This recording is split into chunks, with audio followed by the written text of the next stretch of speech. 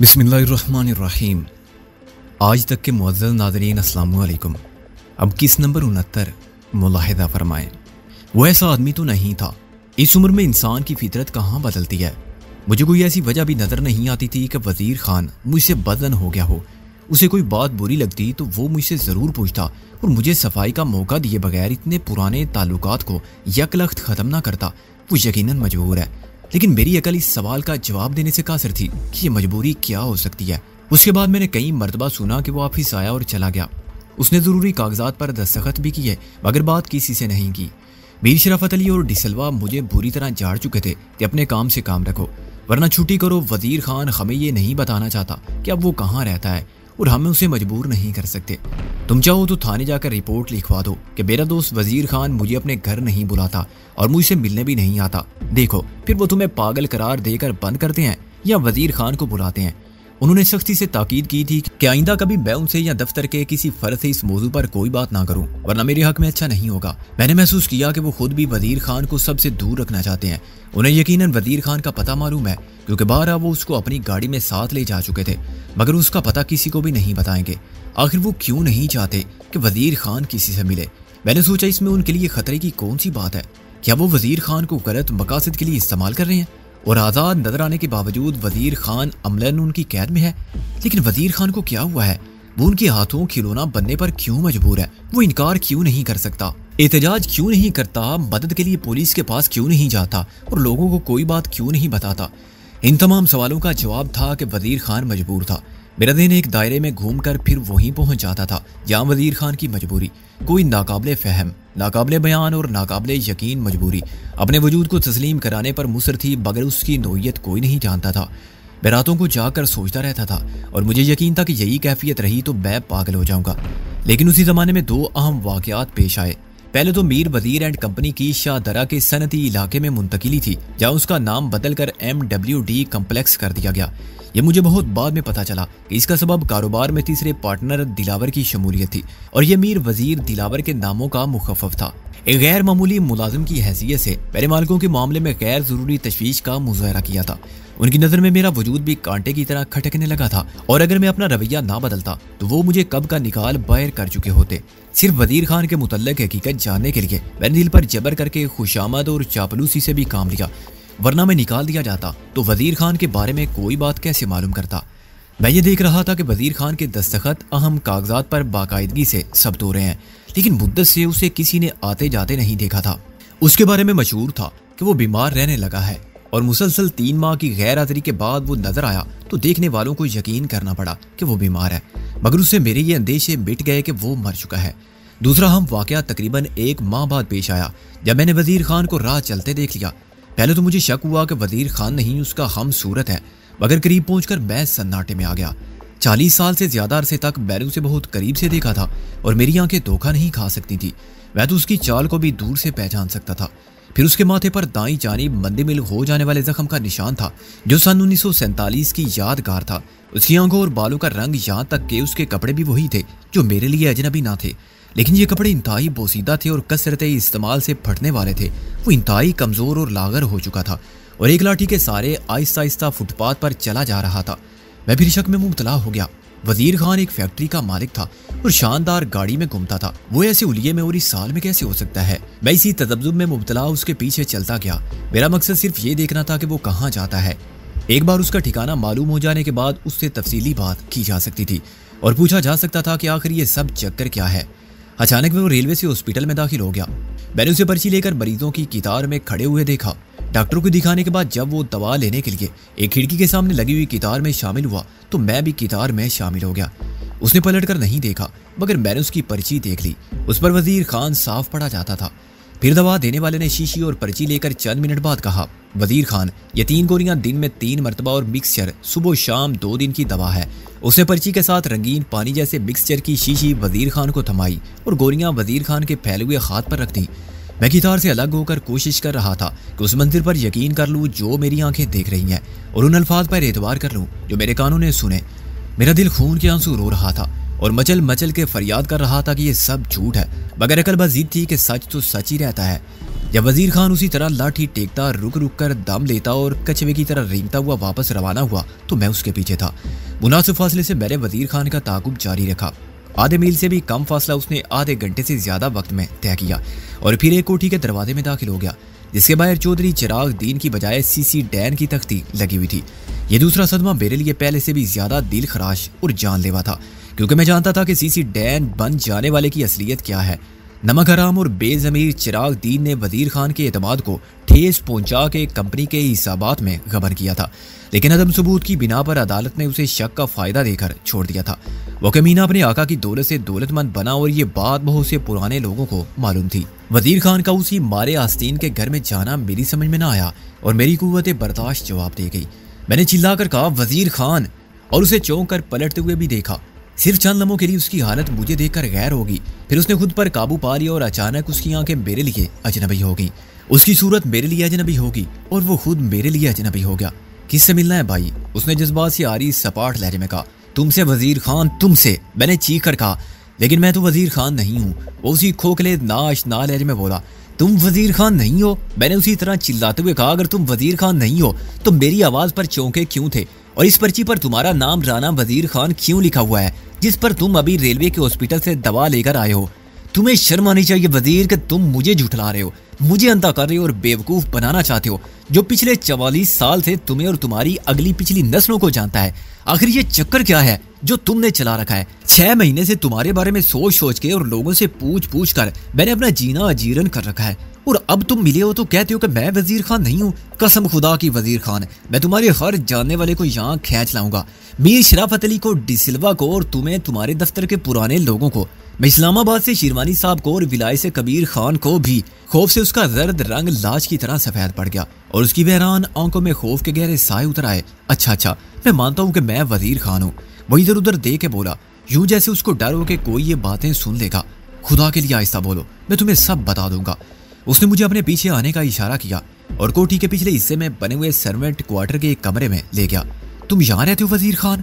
मैंने कमरे की बेसरो सामानी और मुफलिसी की मुंह बोलती तस्वीर देखकर कहा। इस सर्वेंट क्वार्टर के एक कमरे में? उस शख्स की कोठी में जो कभी तुम्हारा मुलाजिम था, वो नमक हराम जिसने तुम्हारे एतमाद का ये सिला दिया कि तुम्हारे ही माल पर डाका डाला था, जिस थाली में खाया उसी में छेद किया था। तुमने अपनी वो मॉडल टाउन वाली कोठी, वो गाड़ी और तमाम सादो सामान बेच दिया। आखिर क्यों? और उसके बावजूद आज तुम्हारे पास रहने को जगह तक नहीं है। तुम्हारी हालत से जाहिर है कि तुम्हारे पास अच्छा खाने पहनने को नहीं है और तुम बीमार होने के बावजूद सरकारी हॉस्पिटल से ये बेकार दवाएं ला के इस्तेमाल करने पर मजबूर हो। क्या तुम मीर वजीर एंड कंपनी के मालिक नहीं रहे? मुझे मालूम नहीं कि मैं कितनी देर तक बोलता रहा। अगर मैं ना बोलता तो रंजो गम और सदमे का आतिफ शीशा अंदर ही अंदर मेरे वजूद को तहस नहस कर देता, मगर ये अलावा सब्र और जब्त के सारे बंधन तोड़कर बाहर निकल चुका था। वजीर खान सब कुछ एक मुजरिमाना खामोशी के साथ सर झुकाए सुनता रहा। बिलाखिर में खामोश हो गया। मुंशी, वजीर खान ने बहुत देर बाद पुरसकून और ठहरे हुए लहजे में कहा, तेरी हर शिकायत बजा है, हर इल्जाम दुरुस्त है और हर सवाल जायज है, लेकिन मैं अपनी सफाई में कुछ नहीं कह सकता। कहना तो चाहता हूँ मगर नहीं कह सकता। मैं सिर्फ अपनी मजबूरी का उज़र ही पेश कर सकता हूँ और ये उज़र मुझे कबूल करना है, क्योंकि ये बेबुनियाद नहीं है। मैंने जो कुछ किया इंतहाई मजबूरी के तहत किया। मैं पागल नहीं हुआ था और आज भी खुदा के फजल से मेरी सोचने समझने की सलाहियत पहले से कम नहीं है। मेरी कुव्वत इरादी में फ़र्क नहीं आया और मेरी कुव्वत फैसला बरकरार है, लेकिन मैं क्या करूँ? मैं मजबूर हूँ। मैं फिर फट पड़ा। तू बकवास करता है वजीर खान, झूठ बोलता है, मजबूरी की रट लगा के तू मुझे टालना चाहता है, क्योंकि तेरे पास मुझे मुतमईन करने की कोई माकूल वजह नहीं है। मजबूरी होती है गरीब आदमी की, मजबूरी होती है लावारिस और बेबस आदमी की, मजबूरी होती है उसकी जिसके कंधों पर किसी खानदान की जिम्मेदारियों का बोझ हो और ये बोझ उठाने वाला उसके सिवा कोई ना हो। मजबूरी होती है उसकी जो अपना दुख किसी को बांट ना सके और दुख का मदावा कोई ना हो। तुझे किस बात की मजबूरी? तेरी मजबूरी का रोना सुन के तो कोई नावाकिफ मुतासर हो जाए, लेकिन मेरे सामने मजबूरी की बात मत कर। वजीर खान ने एक सरदा भरकर सर उठाया तो उसकी आंखों में आंसू थे। तू भी ठीक कहता है मुंशी, क्योंकि 44 साल में तूने कभी मुझे मजबूर नहीं देखा। तू दावा कर सकता है कि वजीर खान को जितने करीब से तूने देखा है किसी ने नहीं देखा, और तू मुझे झूठा भी कह सकता है। मैं तुझे झूठा नहीं कहूंगा, क्योंकि मैं तेरी नीयत के खुलूस पर शक कर ही नहीं सकता। अगर तेरा दिल चाहता है तो मेरी बात मान, वरना जो तेरा जी चाहे कह ले, मैं इसके सिवा और कुछ नहीं कह सकता। मुंशी, मेरी मजबूरियों ने मुझे इस मुकाम तक पहुंचा दिया, लेकिन मैं इससे ज्यादा और कुछ नहीं बता सकता। क्यों वजीर खान क्यों? मैंने दोनों हाथों से सर को थाम के कहा, ऐसी कौन सी मजबूरी है जिसका जिक्र तू मेरे सामने भी नहीं कर सकता? क्या 44 साल की दोस्ती के बाद भी तेरे लिए मेरी जात काबिल एतमाद नहीं है? कैसी बातें करता है तू मुंशी? वजीर खान ने दुख भरे लहजे में कहा, मुझे बता कि कभी मैंने तुझसे कोई बात छुपाई है? वो सब बातें जो तुझे मालूम है, जो मैंने अपनी बीवी को भी नहीं बताई, सिकंदर को मालूम नहीं, और दुनिया में तेरे सिवा इनका जिक्र मैंने किसी से नहीं किया। फिर अब क्या बात है? मैंने कहा, क्या मैं बदल गया हूँ? मेरे बारे में तेरे ख्यालात बदल गए हैं? ऐसी कोई बात नहीं मुंशी। वजीर खान ने एक उंगली से आंखों में आ जाने वाले कतरे अश्क को झटक दिया। मैं अपनी मजबूरी का राज अफशा होने से डरता हूँ। मैं नहीं चाहता कि मेरी जिंदगी में किसी को कुछ मालूम हो। इस जिंदगी के अब दिन ही कितने रह गए हैं, मगर मुझे सिकंदर की फिक्र है मुंशी। उसकी तो अभी पूरी जिंदगी पड़ी है, खुदा उसे अपनी अमान में रखे। अपना पूरा घर इस वतन के लिए कुर्बान कर देने के बावजूद मैं पागल नहीं हुआ था। मैंने खुदा का शुक्र अदा किया और उसकी रज़ा के सामने सर खम करके सब्र इख्तियार किया था, ताकि मैं सिकंदर की परवरिश कर सकूं। मेरे खानदान के गुलशन में तूफान की तबाहकारी से बच जाने वाला एक ही नखले आरजू था, जिससे मैंने मुस्तकबिल की सब तवक्कुआत वाबस्ता कर ली थी। अल्लाह का बड़ा एहसान है जिसने मुझे उसके लिए हिम्मत, इस्तात और जिंदगी की फुर्सत दी। आज सिकंदर मेरी उम्मीदों का जीता जागता नक्शा है और मेरे ख्वाबों की मुजस्सम ताबीर है। अगर मैं अकेला होता तो जी कर भी क्या करता। बेमकसद जीना भी कोई जीना होता है, लेकिन मेरा मकसद सिकंदर था। अब वही मेरी मजबूरी है। क्या यह मुमकिन है कि मैं कामयाबी की उस मंजिल पर पहुंचने के बाद सिकंदर के मुस्तकबिल की खुशी, कामयाबी और खुशहाली का दुश्मन हो जाऊं? मैं उसकी जिंदगी को तहफ़्फ़ुज़ की जमानत फराहम करने के लिए ये सब कुछ कर रहा हूँ, जिसे मैं अपनी मजबूरी कहता हूँ। मेरी समझ में कुछ नहीं आया वजीर खान। मैंने कहा, माना कि तूने जो कुछ किया सिकंदर के लिए किया, लेकिन उस सिकंदर को क्या फायदा होगा? तूने तो उससे सब कुछ छीन लिया जो उसका हक था। ये कैसी मजबूरी है कि तूने अपना सब कुछ लुटा दिया और यहाँ इस साल में पड़ा हुआ है? क्या सिकंदर को ये सब कुछ मालूम है? वजीर खान ने नफी में सर हिलाया। उसे मालूम होता तो वो एक मिनट भी विलायत में ठहरता, वो अपने कैरियर को लात मार के आ जाता, मगर यहाँ आके भी वो मेरी कोई मदद नहीं कर सकता था, उल्टा खतरात में गिर जाता। मैं तो इस साल में भी डरता हूँ कि कहीं उस पर विलायत में कोई मुसीबत ना नाज़िल हो जाए। दुश्मनों के हाथ बहुत लंबे हैं मुंशी।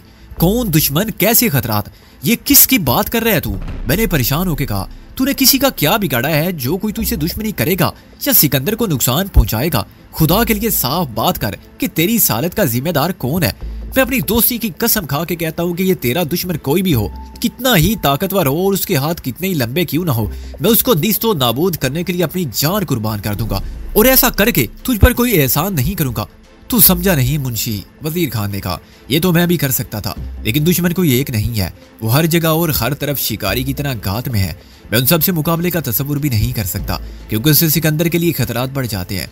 कोई बाप अपने बेटे की जिंदगी संवारने के बाद उसकी राह में अंगारे नहीं बिछा सकता। तू आज की मुलाकात को भूल जा। ये समझ लिया कि वजीर खान जो 44 साल तक तेरा दोस्त रहा था मर चुका है, और आज तूने जिसे देखा था वो उसका कोई खम शक्ल था। अगर तूने किसी से इस बात का जिक्र किया तो ये दोस्ती नहीं दुश्मनी होगी, मेरे साथ भी, सिकंदर से भी और अपने आप से भी। यहाँ से चला जा और दोबारा कभी मुझसे मिलने मत आना, ना दिन के उजाले में और ना रात के अंधेरे में। नहीं वजीर खान, अंजाम कुछ भी हो, लेकिन हकीकत जाने बगैर मैं कोई वादा नहीं करूंगा। अलबत्ता ये वादा कर सकता हूँ कि ये बात मेरे सिवा किसी को मालूम नहीं होगी। लेने वाला मेरी या मेरे बच्चों की जान तो ले सकता है, मगर ये नामुमकिन है कि मेरी जबान से कुछ उगलवा सके। मैंने कहा। वजीर खान मजबूर हो गया। उसने मुझे बताया कि मीर वजीर एंड कंपनी में उसकी कोई हैसियत नहीं रही। बेशक कागजात में उसका नाम अब भी मालिकों ही में शामिल है, मगर कारोबारों, नफा और नुकसान, इंतजामी अमूर और अमली तौर पर तमाम मामलात से उसका कोई ताल्लुक नहीं रहा। सारे फैसले पहले मीर शराफत अली करता था, अब एक नया पार्टनर चौधरी दिलावर भी पैदा हो गया है। हाँ तो ये है कि वो शख्स जिसे मैंने अपने दस्तखत से बतौर मैनेजर मुलाजिम रखा था, यानी डिसिल्वा भी मालिक बन बैठा है। वो जहाँ कहते हैं मैं दस्तखत कर देता हूँ। इस साल तमाम इखराजात वदे करने के बाद मेरे हिस्से का मुनाफा 3.5 लाख बना था। उन्होंने कहा कि दस्तखत करो, मुनाफा वसूल पाया, और मैंने दस्तखत कर दिया, लेकिन मुझे उसमें से एक पैसा भी नहीं मिला। मैं भूंजका रह गया। और ये 3.5 लाख कहाँ गए, किसने वसूल किए? उसी शख्स ने जो मेरी मौजूदा हालत का जिम्मेदार है, वजीर खान ने कहा। उसे यकीनन दूसरों को भी हिस्सा दिया होगा, लेकिन मेरा उनकी जात से बराह रास्त कोई ताल्लुक नहीं है। मेरी तबाही का जिम्मेदार वही शख्स है जिसे मैंने सबसे पहले अपने जाती कारोबार में शरीक किया था। मैं इनकार कर ही नहीं सकता था। जब वो शख्स पाकिस्तान आया था और मुझसे मिला था तो मुझे अंदाजा हो गया था कि मुझ पर कोई मुसीबत नाज़िल होने वाली है। मैं उस शख्स की फितरत से वाकिफ हूँ, लेकिन समझता था कि मैं उसे हिंदुस्तान में छोड़ आया हूँ और यहाँ उसके शर से बिल्कुल महफूज हूँ। लेकिन बहुत जल्द मेरी गलतफहमी रफा हो गई। उस शख्स ने मुझसे सब कुछ छीन लिया, मेरा बना बनाया घर, जमा जमाया कारोबार, मेरी इज्जत व आबरू अगर उसके बस में होता तो वो मेरे जिस्म से खून का आखिरी कतरा भी निचोड़ देता। लेकिन वो दुनिया की नजर में मुजरिम नहीं बनना चाहता था। उसने मुझे जिंदा रखा। लेकिन क्या है ये जिंदगी? वजीर खान अब ज़ारो कतार रो रहा था। मेरे ऑफिस वाले, मेरे पुराने दोस्त और खैर हुआ कुछ नहीं जानते। वो समझते हैं मैं बदल गया हूँ, मगरूर हो गया हूँ या खपती हो गया हूँ। मैंने मॉडल टाउन छोड़ के गुलबर्ग में कोठी बना लिया है, लेकिन किसी को अपना पता नहीं बताता, क्योंकि मैं अपने बराबर के लोगों के अलावा किसी से मिलना पसंद नहीं करता। वो मुझे आता जाता देखते हैं और हैरान होते हैं कि अब मैं उनसे बात करने तक का रवादार नहीं हूँ। मालूम नहीं पीठ पीछे लोग कैसी कैसी बातें बनाते होंगे, लेकिन मेरी कैसी बेबसी है कि मैं किसी को कुछ भी नहीं बता सकता, अपनी सफाई तक पेश नहीं कर सकता। मैं बहुत देर तक दम बहुत बैठा रहा, यहाँ तक कि मुझसे बर्दाश्त ना हो सका। वजीर खान, क्या तुझ में शराफत अली को कत्ल कर देने की हिम्मत नहीं है? मैंने बड़ा फरुख्ता होकर कहा, और अगर नहीं थी तो तूने मुझसे क्यों नहीं कहा? क्या मिला तुझे अपना सब कुछ गंवा के? सिकंदर का सब कुछ महफूज हो गया, तेरे मसाइब का खात्मा हो गया। ये सिलसिला तो जारी रहेगा, वो उसी तरह तेरा खून चूसता रहेगा और तू यहाँ बैठकर रोने के सिवा कुछ नहीं करेगा। दुनिया में ऐसा कौन सा मसला है जो हल नहीं हो सकता? तेरा जवान बेटा है, उसके बाजुओं में दम है और उसको तेरी कुर्बानियों का भी एहसास है। जो तूने उसके बेहतरीन मुस्तकबिल के लिए दी वो तुझे कभी माफ नहीं करेगा। सिकंदर तो विलायत में बैठा है, मगर यहाँ मैं हूँ। तू कुछ नहीं करेगा मुंशी। वजीर खान ने मेरी बात काट दी। तू वादा कर चुका है कि इस गुफ्तगू का किसी को पता नहीं चलेगा। मैंने इसलिए तुझे ये बात बता दी है। अगर तेरी जबान से एक लफ्ज भी निकला तो अच्छा नहीं होगा। इसकी सजा सिर्फ मुझे मिलती तो कोई बात नहीं, मगर सजा तुझको भी मिलेगी और सबसे ज्यादा नुकसान सिकंदर को होगा। मेरी तमाम उम्र की मेहनत और कुर्बानी रायगाह जाएगी। शराफत अली को कत्ल करने से खतरात कम नहीं होंगे और बढ़ जाएंगे। उफ, मैंने दोनों हाथों में सर थाम लिया। मेरी कुछ समझ में नहीं आता वजीर खान, मैं पागल हो जाऊंगा और पागलपन में कुछ भी कर गुजरूंगा। मुझे इल्जाम मत देना, खुदा के लिए मुझे ये समझा दे कि खतरा क्या है और कहाँ है। तुझे मीर शराफत अली ने पैसे पैसे का मोहताज कर दिया है, तेरा सब कुछ छीन लिया है। अब उससे क्या डरना? इससे ज्यादा वो क्या कर सकता है? जरा अपनी जिल्लत को देख, तू अपने मामूली नौकर का नौकर है।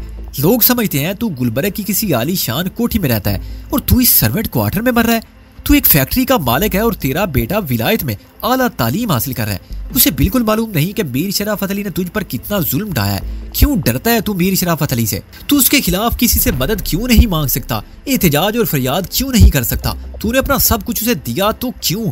तेरी किस कमजोरी से फायदा उठाया उसने? मैं गमों गुस्से में कांप रहा था, चिल्ला रहा था और खस्ता हाल बेद पर मुक्के मार रहा था। ठीक है, मैंने वादा किया था और मैं वादे पर कायम भी रहूंगा, लेकिन खुदा के लिए मुझे बता तो सही कि मीर शराफत अली किस तरह तुझे ब्लैकमेल कर रहा है। उसे ऐसी कौन सी बात मालूम है तेरे बारे में? जो कुछ उसके बाद वजीर खान ने बताया वो बहुत पुरानी बातें हैं, लेकिन मुझे मालूम थी। चुनाचे मुझे अफसोस हुआ कि मैं ये बात क्यों भूला रहा। अगर मुझे तकसीम हिंद से पहले का ये वाकया याद आ जाता तो शायद इस कलीज से मेरे ज़हन के बंद दरवाजे खुल जाते और जो वाकयात मेरे फहमो कियास में ना आते थे आपस की कड़ियां मिल जाने के बाद खुद ब खुद समझ में आ जाते। मैं ये सरेगज़िश्त वजीर खान के अल्फाज में बयान कर देता हूँ। वजीर खान ने कहा, तुझे याद होगा मुंशी के तकसीम से 15-16 साल पहले हिंदुस्तान में सिविल नाफरमानी की तहरीक उरूज पर थी और यह आग पूरे हिंदुस्तान में फैली हुई थी। लोग हर अंग्रेजी चीज को छोड़ रहे थे, खिताबात वापस कर रहे थे और अंग्रेजी लिबास को नजरे आतिश कर रहे थे। नफरत की ये लहर कभी कभी पुरतशद्दुद भी हो जाती थी। चुनाचे मुश्तइल हुजूम में गिर जाने वाले या जोशीले या सर फिरे नौजवानों के हत्थे चढ़ जाने वाले अंग्रेज अपनी जान से हाथ धो बैठते थे। रद्द-ए-अमल के तौर पर हाकिमों का उताब नाज़िल होता तो बेगुनाह और गुनाहगार सब पकड़े जाते। जेल खाने भर गए थे और काले पानी जाने वालों को बड़ी धूमधाम से रुखसत किया जाता था। मैं बड़े अच्छे ओहदे पर फाइज था, लेकिन अवामी जज्बात की रो में बहकर मैंने इस्तीफा दे दिया। मैं मुस्लिम लीग का बड़ा जोशीला और सरगर्म कारकुन था। शायद तुझे याद हो, मेरे घर पर बम इसलिए फेंका गया था ताकि मैंने मुस्लिम लीग का सब्ज परचम उतारने से इनकार कर दिया था। हालांकि मुखलिस साथियों ने भी मुझे मसलत के तकादे समझाने की कोशिश की थी और बाद में मुखालिफ ग्रुप ने मेरे भरे घर के एक एक फर्द से यूं इंतकाम लिया कि मैं और सिकंदर इत्तफाक से बच गए थे। खैर, अब उस बात का क्या जिक्र करना कि ये मेरी आकबत नादेशी थी या वो मेरा आदम था जिसकी खातिर मैंने हर कुर्बानी दी। लेकिन मुस्लिम लीग से मेरी वाबस्तगी कोई ढकी छुपी बात ना थी। मैं जलसों के इंतजाम में पेश रहता था, इस्तकबालिया कमेटी में और इंतजाम करने वालों में आगे रहता था। जो कुछ कमाता था वो मुस्लिम लीग को चंदे में दे देता था। मैं पहले अपने हल्के का सेक्रेटरी था, फिर सदर मुंतखब हो गया और सूबाई मजलिस आमला में आ गया। मेरी सियासी सरगर्मियों पर हुकूमत की भी नजर थी। सिविल नाफरमानी के दौर में अगर मैं इस्तीफा ना देता तो उन रिपोर्टों की बुनियाद पर बरतरफ कर दिया जाता जो मेरे खिलाफ हुकाम बाला को अरसाल की गई थी। यही शोहरत मेरे काम आई और मुझे रियासत से सुल्तान आबाद के वली अहद का सेक्रेटरी रख दिया गया, जहाँ मेरी तनख्वाह 4 गुना थी। मुझे शाहाना मरात हासिल थी और वाली रियासत का तहफ़्फ़ुज़ हासिल था। बहुत से वालियाने रियासत मुस्लिम लीग के सरपरस्त थे और नवाब असद जंग भी उनमें शामिल थे। मुस्लिम लीग के एक जलसे में मेरा जोश व खरोश देखकर मेरे ख्यालात से मुतासर होकर उन्होंने मुझे शाबाश दी थी और कहा था कि कभी ज़रूरत पड़े तो मैं बिला तकल्लुफ उनकी खिदमत में हाजिर हो जाऊं। मुस्ताफ़ी होने के बाद फ़िक्रे माश का मसला पैदा हुआ तो मैं नवाब साहब के पास पहुंचा और उन्होंने मुझे पहचान लिया। नवाब साहब ये भी जानते थे कि मैं सिर्फ एक जज्बाती और जोशीला आदमी नहीं हूँ, जहानत और काबिलियत भी रखता हूँ, वरना बरतानवी हुकूमत मुझे अच्छा ओहदा कभी ना देती। सन 1857 की जंग आज़ादी के बाद से अंग्रेज़ों ने हुर्रियत पसंद मुसलमानों को हमेशा सर पर लटकने वाली खतरे की तलवार समझा और हिंदुओं के मुकाबले में उनकी वफादारी हमेशा मशकूक समझी। मेरा इस्तीफा देना जिद्दोजहद आज़ादी की खातिर बहुत बड़ी कुर्बानी बन गया और नवाब साहब ने मेरी कदर करते हुए मुझे वली-ए-अहद शहजादा खुर्शीद आलम का सेक्रेटरी और अतालिक मुकर्रर कर दिया। नवाब साहब और उनके फर्जंदे प्रिंस खुर्शीद में मिजाज और फितरत के एतबार से ज़मीन व आसमान का फ़र्क था। नवाब साहब शफीक और बुर्दबार, फराख दिल और शरीफुल नफ्स और मजबूत किरदार के आदमी थे। उनकी खतों किताबत सरकर्दा मुस्लिम लीगी रहनुमाओं से थी, लेकिन अजीब बात यह थी कि उनका सेक्रेटरी एक हिंदू था जिस पर वो बेहद एतमाद करते थे। न जाने क्यों मुझे वो शख्स शुरू ही से अच्छा नहीं लगा। उसका नाम ज्ञान चंद था। मैंने महसूस किया कि मेरा सुल्तान आबाद आना भी उसको नागवार गुजरा है और मेरी ज़ात पर नवाब साहब की इनायात ने भी उसको नाखुश किया था। मैंने उसको एक पेशा वराना हसद समझा और नज़रअंदाज कर दिया। हमारी जिम्मेदारियां अलग थी, काम की नोयत में फ़र्क था और एक तरह से हमारे बास भी अलग ही थे। चुनाचे हमारे रास्तों का एक दूसरे से टकराना मुश्किल था और हमारे दरमियान बराह रास्त ताल्लुक ना होने के बायस किसी मसले पर इख्तलाफ राय का भी सवाल ना था। मगर उसके बावजूद मेरे और ज्ञान चंद के दरमियान पहले ही दिन से एक खामोश और सर्द जंग छिड़ गई थी। उसे जंग कहना भी मुश्किल है, यूं समझ लो कि हम एक दूसरे के दुश्मन भी नहीं थे तो दोस्त भी नहीं थे। चुनाचे दोनों एक दूसरे के वजूद को बर्दाश्त करते थे। इस कशीदगी को किसी ने कभी महसूस नहीं किया। इसकी बुनियाद मजहबी अकायद के इख्तलाफ पर भी नहीं थी और मैं समझता था कि किसी हिंदू का मुस्लिम लीग के मंशूर और मुस्लिम क़यादत के नज़रियात से इत्तफाक करना मुश्किल ज़रूर है मगर नामुमकिन नहीं, क्योंकि बहुत से मुसलमान भी कट्टर कांग्रेसी थे। नवाब साहब के बरक्स शहजादा खुर्शीद आलम की शख्सियत बिल्कुल मुख्तलिफ थी। हल्का अहबाब में वो प्रिंस खुरम कहलाता और उस हल्के में ऐसे हजरातों खवातीन की अक्सरियत थी जो तबक़े उमरा से ताल्लुक़ रखते थे, मगर मेरे नुक्ते नज़र से अक्सरियत के तौर तरीके मायूब और गैर शरीफाना थे। उनका ज़्यादातर वक्त ऐशो इशरत की हंगामा आराई में सर्फ होता था। उसकी एक वजह मसरूफियत का ना होना भी था। नवाबों, राजों और जागीरदारों की औलाद फिक्रे माश से और हर किस्म की जिम्मेदारियों से आज़ाद थी। उनके पास खर्च करने को बेहिसाब पैसा था और बहुत फुर्सत थी। चुनाचे वो एक दूसरे को पार्टियां देते थे, कभी सालगिरह के बहाने, कभी त्यौहार की खुशी में, साल नौ के आगाज पर, यहाँ तक के क्रिसमस पर जिसमें गोरे साहब भी बुलाए जाते थे। और ये साहब लोग अमूमन रेजिडेंट बहादुर के दोस्त और हाशिए बरदार हुआ करते थे। अंग्रेजों ने अपनी हिकमत अमली से हर रियासत में अपना एक मशीर मुकर्रर कर रखा था जो रेजिडेंट कहलाता था। वालियाने रियासत उसके मशवरे और उसकी तायद के बगैर कोई अहम फैसला करने के मजाज न थे और वो एक तरह से रियासत के हाकिमों का हाकिम होता था। ये सूरत किसी के लिए भी काबिल कबूल ना थी। जहाँ हाकिम या रेजिडेंट में से कोई एक भी ये समझता था कि एक न्याम में दो तलवारें कैसे रह सकती हैं, वहाँ सारे काम रुक जाते थे। वाली रियासत और रेजिडेंट का झगड़ा और वासराय की कौंसिल में पहुंचता था। हुकूमत रेजिडेंट को इख्तियारात जरूर देती थी, लेकिन मुसालत की कोई सूरत नहीं रहती तो रेजिडेंट ही बदला जाता था। समझदार रेजिडेंट जानते थे कि वालियाने रियासत की पोजीशन अब भी मुस्तहकम है और हुकूमत उन्हें सरकारी मुलाजिम की तरह ना तब्दील कर सकती है और ना बरतरफ कर सकती है। चुनाचे वो जियो और जीने दो की पॉलिसी अपना लेते थे। इख्तियारात को सोच समझकर इस्तेमाल करते थे कि खराबी पैदा ना हो और अमूमन वालियाने रियासत की बर्तरी को तस्लीम करते हुए उनके दोस्त बने रहते थे। सुल्तानाबाद में मेरे वार्द होने से पहले एक माकूलियत पसंद अंग्रेज 12 साल तक रेजिडेंट रहा और नवाब साहब उसके इखलाक व किरदार की अक्सर तारीफ करते थे। वो रिटायर हो के इंग्लिस्तान चला गया तो हुकूमत ने एक सर फिरे मुतस्सब और तंग नजर नौजवान को रेजिडेंट बना दिया जो नवाब साहब के मुकाबले में वाकिल लौंडा था, मगर हाकमियत के नशे में चूर था क्योंकि उसकी शाही खानदान से बहुत दूर की कराबतदारी थी। वो आम हिंदुस्तानी को डैम फूल काला आदमी समझता था और कहता था।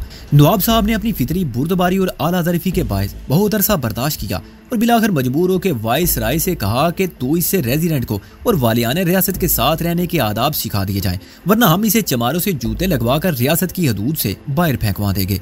वाइसराय के लिए ये कोई नया मसला नहीं था और उसे ये भी मालूम था कि साबका रेजिडेंट ने 12 साल तक अपने फराइज बड़ी खुश असलूबी से अंजाम दिए थे और अगर वो रिटायर ना होता तो सुल्तानाबाद में इख्तलाफ की नौबत ही ना आती। वाइसराय ने ऊपर ही ऊपर रेजिडेंट को समझा दिया कि शाही खानदान से ताल्लुक को भूल जाओ क्योंकि जिनसे तुम्हारा ताल्लुक है उनका शजरा नसब भी शाहों के खानदान से मिलता है। रेजिडेंट वक्ती तौर पर खून के घूंट पीकर खामोश हो गया, मगर उसने जिल्लत का इंतकाम लेने के लिए सियासी चाल चली। तकसीम करो और हुकूमत करो, अंग्रेज की हिंदुस्तान में कामयाबी का फार्मूला था। रेजिडेंट ने वली ऐसे दोस्ती गांठी। वो दोनों हम उम्र थे। दावतों के जरिए मेल मुलाकात बढ़ी। दोनों सैरो तफरी और शिकार के लिए एक साथ जाने लगे और ऐशो निशात की ऐसी महफिलें सजाने लगे जहाँ राजदारी का खुसूसी इंतजाम होता था और किसी गैर को कानो कान खबर ना होती थी। रेजिडेंट के बंगले पर लखनऊ और मुंबई से नाचने गाने वालियां बुलाई जाती थी। रक्स सुरूर की महफिलों में शराबो शबाब साथ साथ चलते थे। रेजिडेंट की सरकारी रिहाइशगाह को रेजिडेंसी कहा जाता था। ये तवाइफें खामोशी से वहीं बुलवाई जाती थी और वहीं से रुखसत हो जाती थी। मेरी जान बड़े अदाब में फंस गई थी। कहने को मैं प्रिंस का तालिक भी था, मगर असल सूरत ये थी कि उल्टा प्रिंस मुझे जिंदा रहने के तौर तरीके सिखाने की कोशिश करता था। उसका नजरिया हयात सिर्फ ये था कि ऐश और ऐश। वो कहता था, मियां वजीर खान, ये जवानी में तुमने क्या रोग अपना लिया है। ये आज़ादी और मुस्लिम लीग सियासी नजरियात। मैं ये कहता था कि आज़ादी नहीं मिलनी चाहिए, यह मुस्लिम लीग का कोई मकसद नहीं। आज़ादी बिल्कुल मिलनी चाहिए और मुसलमानों को मुस्लिम लीग का साथ देना चाहिए। मगर तुम्हारी कोई सियासत की उम्र है? अरे भाई 40 साल के हो जाओ तो ये धंधे भी कर लेना। जवानी के धंधे कुछ और होते हैं। जाहिर है मैं इत्तफाक नहीं कर सकता था। सिर्फ एक बार मैंने कहा था कि शहजादा साहब, आपको उमूर सल्तनत और सियासत से इतना बेताल्लुक नहीं रहना चाहिए, क्योंकि नवाब साहब किबला के बाद उनकी जिम्मेदारी आपको संभालनी है। तो वो हंसते हंसते बोलता था, यार तुम तो बस नाम के वजीर हो, अकल के पैदल हो। जरा सोचो तुम कब की बात कर रहे हो। नवाब साहब माशाल्लाह जवानों से ज्यादा सेहतमंद और आबाओ व इताद की तरह लंबी उम्र पाएंगे और अभी उतना ही और जिएंगे। मालूम नहीं उस वक्त तक रियासत रहती है या नहीं, और हम खुद रहते हैं या नहीं। हमें हुकूमत करने का बिल्कुल शौक नहीं है, वरना बाप को कत्ल करके तख्त पर बैठ जाना तो रिवायत रही है। खुदा वालिद माजिद का साया सलामत रखे ताकि अपनी जिंदगी भी इसी बेफिक्री और ऐश से गुजर जाए। प्रिंस की अयाशी और ऐश परस्ती की रिपोर्ट नवाब साहब को देना मुझे बेमकसद लगता था। मैं सोचता था कि बाप को इकलौते बेटे के बारे में यकीनन पहले से सब कुछ मालूम होगा, और अगर वो चश्मपोशी करते हैं तो मुझे क्या जरूरत है कि दोनों तरफ से बदगुमानी मोल लूं। नवाब साहब तो शायद नागवारी से सब कुछ सुन के भी खामोश रहे, मगर प्रिंस फौरन मुझे बर्खास्त कर देगा। नवाब साहब मुझे उस पर जबरदस्ती मुसल्लत नहीं रखेंगे, बल्कि ऐन मुमकिन है कि प्रिंस उसे अना का मसला बना ले तो मुझे अस्तबल में घोड़े मालिश करने पर लगा दिया जाए या रियासत से निकाल बाहर किया जाए। अंग्रेज की नौकरी में छोड़ चुका था और अब एक तरह से हुकूमत के मुखालफिन में शामिल था। रियासत में रहकर मुझे तहफ़्फ़ुज़ भी हासिल था और हर आसाइश भी मैसर थी, लेकिन इससे ज्यादा अहम बात मेरे लिए नवाब साहब की मुस्लिम लीग की हिमायत थी। यहाँ मैं दिल खोलकर और बेखौफ व खतरब मुस्लिम लीग की सरगर्मियों में हिस्सा ले सकता था। चुनांचे मैंने प्रिंस के जाती मामला से खुद को अलग रखा, मगर उसका नतीजा ये निकला कि प्रिंस ने मुझे दस्त व खमराज बना लिया। उसकी रिहाइशगाह महल के आखिरी हिस्से में थी। उस हिस्से में मेरा क्याम भी था। महल की साख्त कुछ ऐसी थी कि ये हिस्सा बाकी महल से तकरीबन जुदा था। आधी रात को अकबी दरवाजे से चादरों में लिपटी हुई औरतें अंदर आती और सुबह का उजाला फैलने से पहले इनामो इकराम लेकर रुखसत हो जाती थी। उनमें हिंदू मुसलमान की तखसीस नहीं थी, बस वो दौलत के बदले आबरू का सौदा करने वाली लड़कियां होती थी। ये बेरारवी देखने वाला खामोश तमाशाई मैं ही नहीं था। महल के उसी हिस्से में प्रिंस की मनकूहा भी थी। हल्ला मियां की गाय, जिसे एक रस्म पूरी करने के लिए महल में लाकर खूंटे से बांध दिया गया था। एक औरत की हैसियत से उसके दिल पर जो गुजरती होगी उसका अंदाजा मैं भी कर सकता था, लेकिन मेरी तरह वो भी मजबूर थी। उसे नवाबों और नवाबजादों की जवानी के बारे में पहले ही समझा दिया गया था, जो किसी के बस में नहीं होती। एक मरतबा प्रिंस को अच्छे मूड में देखकर मैंने दबे दबे लहजे में कहा कि बीवी के होते हुए ये सब कुछ किस हद तक जायज है। तो प्रिंस ने हंसकर कहा था, ए वजीर बा तदबीर, क्या तूने अकलमंदों का कौल नहीं सुना कि घर की मुर्गी दाल बराबर। उसके बाद ये होने लगा कि हफ्ता 10 दिन बाद प्रिंस मुझे अपनी जगह छोड़ के निकल गया और रात भर रेजिडेंसी में गुजार के सुबह का उजाला फैलने से पहले लौट आया, जहां बकौल उसके एक से एक विलायती माल मिलता था। मैं बड़ी कोशिश करता था कि ये खतरनाक जिम्मेदारी कबूल ना करूं, लेकिन प्रिंस की जबरदस्ती के सामने मेरी एक ना चलती थी। एक तरफ मुझे इस बात का धड़का लगा रहता था कि कहीं अचानक किसी रात नवाब साहब इधर ना निकले या प्रिंस को तलब ना कर लें, तो दूसरी तरफ ये परेशानी लाक थी कि प्रिंस की बीवी को ये बात मालूम हुई तो वो मेरे खिलाफ तूफान खड़ा कर देगी और शायद मुझे निकलवा कर भी चैन से नहीं बैठेगी, क्योंकि वो खुद भी एक खानदानी रईस की बेटी थी और उसके भाई बड़े तुरम खान थे। मियाँ बीवी के ताल्लुकात रिवायत के मुताबिक कशीदगी की इस इंतहा को पहुंच गए थे जहाँ अज़दवाजी रिश्ते की हकीकी हैसियत बेमानी होकर रह गई थी। सिर्फ खानदानी वकार, माशरती मजबूरियां और मजहबिया कानून के तकाजे अलहदगी की राह में खायल थे, वरना मुद्दत से उनके बेडरूम अलग और इतने फासले पर थे कि एक कमरे की आवाज भी दूसरे कमरे तक नहीं पहुंच सकती थी। उसके बावजूद बीवी को शोहर के कमरे में आने से कौन रोक सकता था। अगर किसी रात वो देख लेती कि मैं उसके शोहर की जगह सो रहा हूँ और शोहर गायब है, तो ये भी हो सकता था कि मुश्तइल हो कि वो मुझे कत्ल कर दे या करा दे।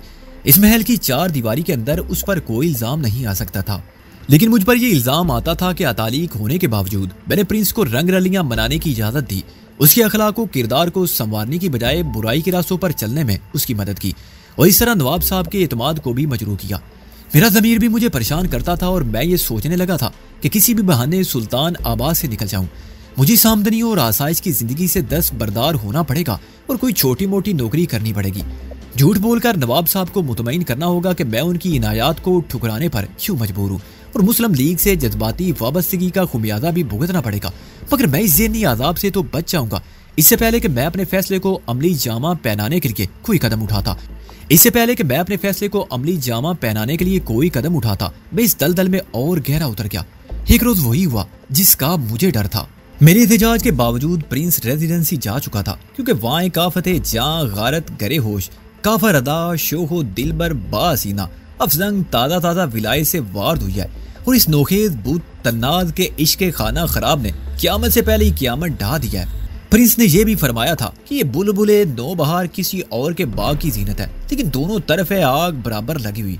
मैंने प्रिंस को एक शादीशुदा औरत से ताल्लुकात से आगाह कर दिया था, क्योंकि वह रियाया में से किसी की बीवी नहीं थी, हाकिमों के तबके में शामिल थी। इश्क में एहतियात बेसुध है, क्योंकि उसकी खुशबू तो नहायत फैलती है और अपने वजूद की खुद खबर देती है। उस पर प्रिंस ने एक सरदा भर के सीने पर हाथ रखा था और नौटंकी के मुकालमों की तरह कहा था, हजरत नासे, इश्क नहीं आसान, बस इतना समझ लीजिए, एक आग का दरिया है और डूब के जाना है।